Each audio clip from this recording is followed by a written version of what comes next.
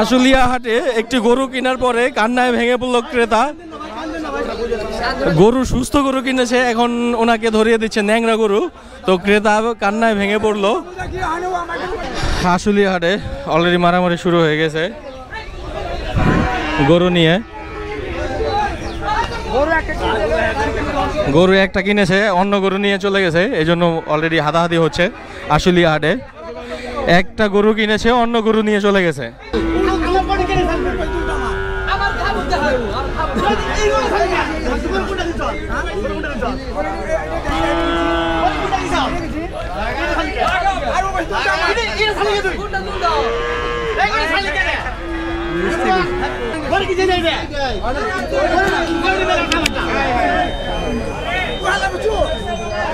আশুলিয়া হাটে আসলে একটা ভুল বুঝাবুঝির কারণে এই অবস্থা হয়েছে, গ্যাঞ্জাম লেগেছে। গরু কিনেছে হচ্ছে এই সাদা গরুটা, কিন্তু খুলে নিয়ে গেছে এই কালা গরুটা।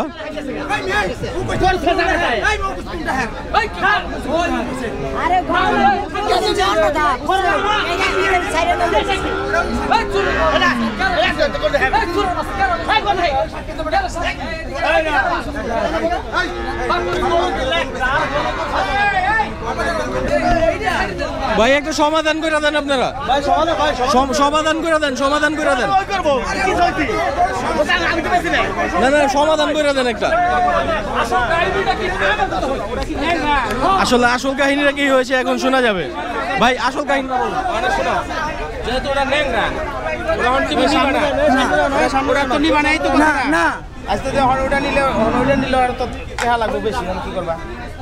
এই বাট পরি মাট পরি বুঝলে হয় না।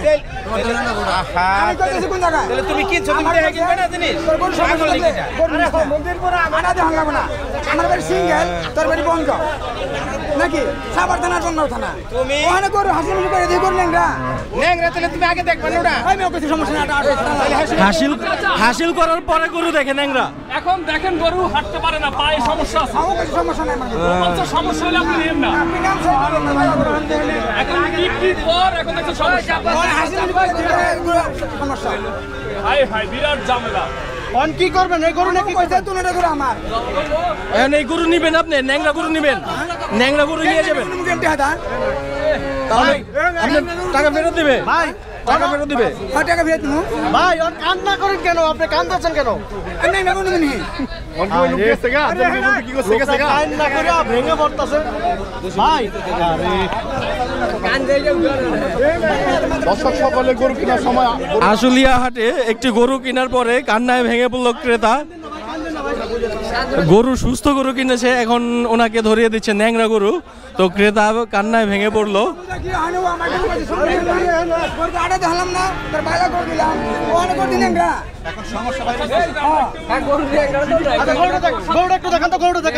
কোন গরুটা কিনছেন? গরুটা দেখেন।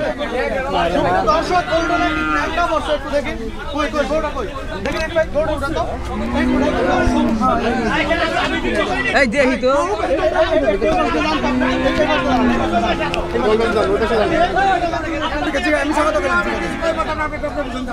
শোনেন, এখন আপনি কি করবেন? এই গরু নিয়ে টাকা যদি ফিরে না দেয়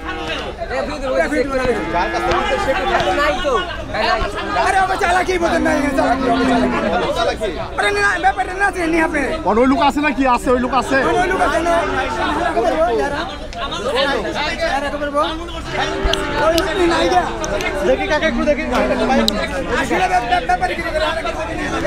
আমরা এখন দেখি মালিকে কি বলে, যিনি বিক্রি করছেন। দিবেন না, আমি তো বিক্রি করিনি, আমি দেবো কেন? সেটাই কথা। গরু বেচছে একজনে, আমার গরু নেবেলা করছে। গরু কোনটা? আমার গরু এটা, গরু এই যে এটা।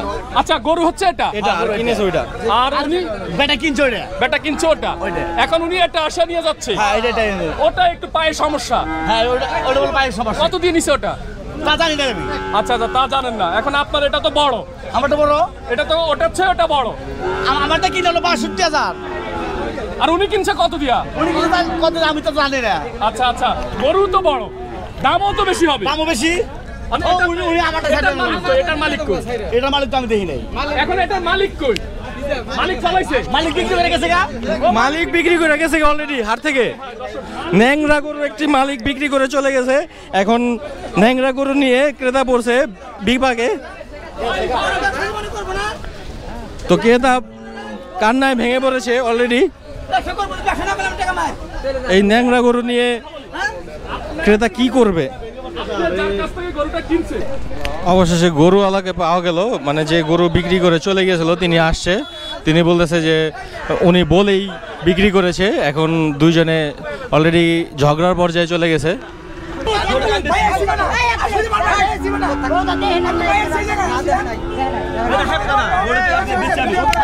সব গরু নিয়ে তুলো জমা সবাই দেখে শুনে গরু কিনবেন।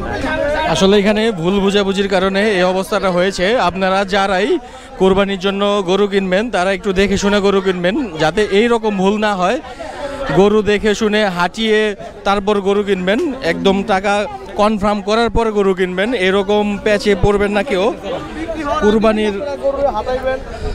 কোরবানির ঈদের গরু কিনতে আসলে আপনারা এরকম কনফার্ম হয়ে তারপরে গরু কিনবেন, আর না হয় এরকম ঝামেলার কবলে পড়তে পারেন আপনি নিজেও।